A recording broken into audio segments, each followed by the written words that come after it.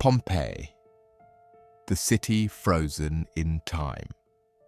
In the summer of 79 AD, the residents of Pompeii, a prosperous Roman city nestled along the Bay of Naples, went about their daily lives with no idea that within hours, their entire world would be buried beneath volcanic ash and preserved so completely that, nearly 2,000 years later, archaeologists would be able to reconstruct their final moments in haunting, precise detail. Mount Vesuvius, the volcano looming over the city that residents had lived beside for generations without any understanding of its true danger, erupted with catastrophic force, and by the following day, Pompeii and the surrounding region had effectively ceased to exist. Vesuvius had shown warning signs in the years leading up to the eruption, including a significant earthquake in 62 AD that caused substantial damage across the region, though by 79 AD, much of that damage had been repaired, and residents had largely returned to normal life, unaware that the volcano itself, rather than simply causing occasional earthquakes, was capable of a far more catastrophic eruption. Ancient Romans possessed no meaningful understanding of volcanic activity as a geological phenomenon, and Vesuvius, despite its obvious mountainous presence overlooking the entire region, wasn't widely recognized by the population as an active volcano at all. The eruption itself, according to the detailed account left by Pliny the Younger, a Roman writer who witnessed the event from across the Bay of Naples and whose uncle, Pliny the Elder, died attempting to rescue people from the affected coastline, began around midday on August 24th with a massive explosion that sent a towering column of ash, pumice and volcanic gas miles into the sky,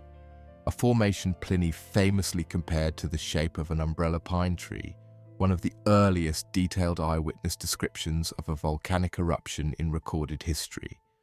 So precise and scientifically valuable that this specific type of eruption is now formally classified by volcanologists as a Plinian eruption, in his honor. For the first several hours, Pompeii's residents experienced a rain of pumice and ash falling from the sky, accumulating gradually on rooftops and streets. This initial phase, while frightening and disruptive, wasn't immediately fatal for most residents, and many people used this window to attempt evacuation, fleeing the city with whatever belongings they could carry. Archaeological evidence suggests a significant portion of Pompeii's population, estimated at somewhere between 10 and 20,000 residents, successfully escaped the city during these initial hours, before conditions became truly lethal. Those who remained, whether by choice, inability to travel, or simply misjudging the severity of what was unfolding,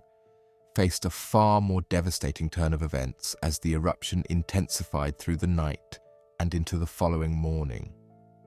The volcano began producing what geologists call pyroclastic flows, fast-moving, superheated currents of volcanic gas, ash, and rock fragments that can travel at speeds exceeding 100 miles per hour, with temperatures reaching several hundred degrees, incinerating and asphyxiating anything in their path almost instantaneously. Several of these devastating pyroclastic surges swept through Pompeii and the neighboring city of Herculaneum over the following hours, killing those who remained and ultimately burying the entire region beneath layers of volcanic material that, in some areas, reached depths of over 20 feet. What makes Pompeii uniquely significant among ancient disasters, distinguishing it from countless other historical tragedies lost to incomplete records and the passage of time, is the extraordinary manner in which the volcanic material itself preserved the city, essentially freezing an entire moment of ancient Roman daily life in place, with a level of detail archaeologists have found almost nowhere else in the ancient world. The city remained buried and largely forgotten for over 15 centuries until its rediscovery in the 16th century, with serious, systematic archaeological excavation beginning in the 18th century and continuing in various phases to the present day. Among the most haunting discoveries made during the ongoing excavation of Pompeii are the famous plaster casts of victims, a technique pioneered by Italian archaeologist Giuseppe Fiorelli in the 1860s, who realized that as the soft tissue of victims decomposed over centuries within the hardened volcanic ash, it left behind hollow voids in the exact shape of each person's body at the moment of death. By carefully injecting plaster into these voids before excavating around them, Fiorelli and subsequent archaeologists were able to create remarkably detailed casts capturing the actual final positions and, in many cases, the visible facial expressions of Pompeii's victims in their last moments, including individuals huddled together in family groups, a dog still chained in a courtyard unable to escape, and people caught mid-motion attempting to shield themselves or their children from the deadly volcanic gases sweeping through the city. Beyond the human toll, Pompeii's remarkable preservation has provided historians and archaeologists with an unprecedented, comprehensive window into ordinary daily Roman life that written historical records alone could never have fully captured. Excavations have revealed detailed frescoes and wall paintings still retaining vivid color, preserved bread still sitting in bakery ovens at the moment of the eruption, political campaign graffiti scrawled on building walls, sophisticated plumbing and public bath systems, and even preserved food remains in market stalls, offering historians direct physical evidence of everything from Roman culinary habits and artistic styles to social class distinctions and daily commercial activity. Information that has fundamentally reshaped modern historical understanding of everyday life within the Roman Empire far more comprehensively than official historical texts, which typically focused only on political and military events involving Rome's elite, ever could have provided on their own.